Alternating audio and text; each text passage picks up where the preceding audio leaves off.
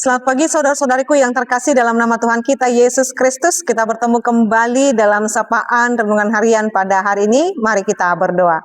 Kasih karunia Tuhan kita Yesus Kristus, kasih setia dari Allah Bapa dan persekutuan Roh Kudus itulah kiranya menyertai kamu. Amin. Renungan harian untuk kita pada hari ini yaitu yang tertulis dalam kitab Yudas 1 ayat 3. Saudara-saudariku yang kekasih, sementara aku bersungguh-sungguh berusaha menulis kepada kamu tentang keselamatan kita bersama, aku merasa terdorong untuk menulis ini kepada kamu dan menasehati kamu, supaya kamu tetap berjuang untuk mempertahankan iman yang telah disampaikan kepada orang-orang kudus. Hamu akaha holongan rikot situtu dorohaku membahas surat tuhamu taringot tuha luaun hato pani. Dang terjua au so surat tonokku tuhamu hata mangapoi hamu marukil humokop haporsyaun nong tolhas di pasaha tu akka nabadia. Demikian pembacaan firman Tuhan. Saudara-saudariku yang terkasih dalam nama Tuhan kita Yesus Kristus, Yudas menyampaikan suratnya dengan berkata bahwa aku tidak mampu menahan diriku bahwa supaya aku menyatakan keselamatan.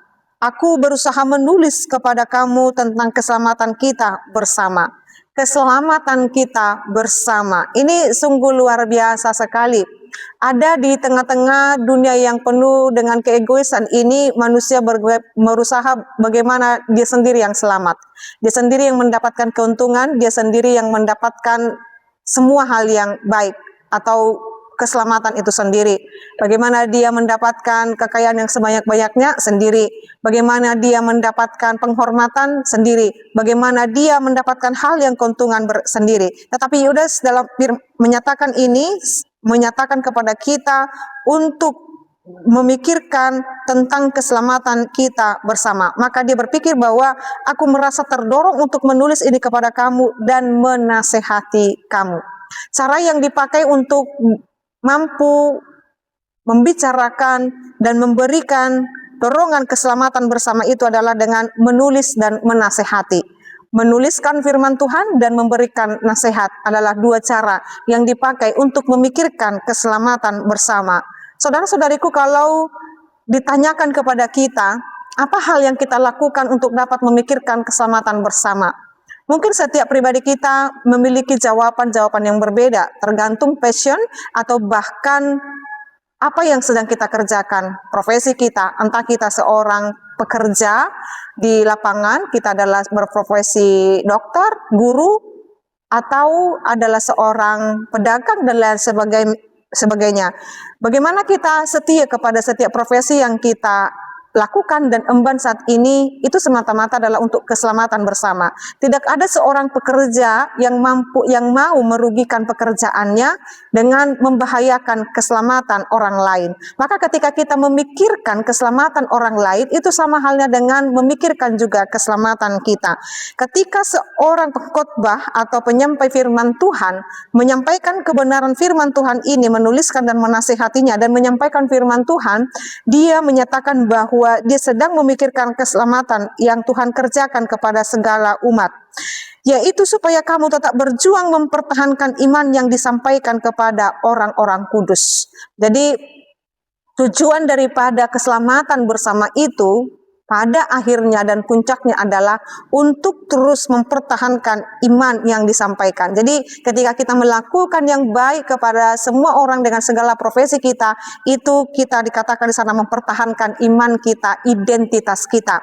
Ketika godaan datang untuk kita tidak hidup berkenan dengan Tuhan, ketika kita ingat firman Tuhan, kita akan berkata identitas saya adalah seorang Kristen, identitas saya adalah mengimani Yesus Kristus, maka saya harus tetap berjuang untuk melakukan kebenaran. Siapapun kita, dimanapun kita, tunjukkan identitas dan pertahankan imanmu dan ingat setiap firman Tuhan. Saudara-saudariku yang terkasih, saat pencobaan dan penderitaan datang, di situ ujian terhadap iman kita.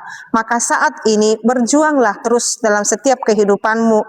Berjuanglah sampai imanmu teruji dengan baik dan lihat bagaimana Tuhan akan memberkatimu. Saya teringat saudara-saudariku renungan kita yang pada hari Selasa minggu lalu dikatakan dalam 1 Petrus 1 ayat 6-7, bergembiralah akan hal itu sekalipun sekarang ini kamu seketika harus berduka cita oleh berbagai-bagai pencobaan. Maksud daripada semuanya itu adalah memurnikan iman kita seperti emas dimurnikan dengan api, dan kita dimurnikan dengan masalah-masalah atau penderitaan yang kita alami. Maka berjuang dan perjuangkan imanmu tetap murni dan setia kepada Tuhan. Lalu apa yang disampaikan dalam 1 Petrus 1 ayat 6-7, apa upah yang akan kita terima dalam pemurnian iman itu? Dikatakan, sehingga kamu memperoleh puji-pujian dan kemuliaan dan kehormatan, bukan sekarang, tetapi pada hari Yesus Kristus menyatakan dirinya. Tetaplah sabar dan tetaplah berjuang akan setiap perjalanan kehidupanmu, bahwa kita adalah orang-orang kudus yang dipilih Tuhan untuk memenangkan iman kita. Amin, kita berdoa. Ya Allah Bapa kami sungguh bersyukur dengan perkenanan Tuhan. Biarlah iman kami tetap setia terhadap Tuhan. Sekalipun banyak hal yang kami alami, kami perjuangkan saat ini Tuhan. Biarlah Tuhan yang menguatkan dan memampukan kami. Ya Allah Bapa kami, Engkau berkati seluruh umat-Mu ini Tuhan, supaya tetap setia hidup berkenan di hadapan Tuhan. Engkau kiranya memampukan kami hari demi hari untuk terus memuji dan memuliakan Tuhan. Berkati kami Tuhan, yang sedang berjuang akan iman kami. Jangan kami lengah dan jangan kami goyah, tetapi kami tetap boleh dimurnikan oleh Tuhan melalui semua hal yang boleh kami alami, memurnikan iman kami terhadap Tuhan. Berkati umat-Mu ini Tuhan, berkati pekerjaan mereka, aktivitas mereka, lindungi mereka Tuhan, biar Tuhan yang tetap jagai dan sertai. Dalam nama Yesus Kristus dan pimpinan Roh Kudus, kami berdoa dan mengucap syukur.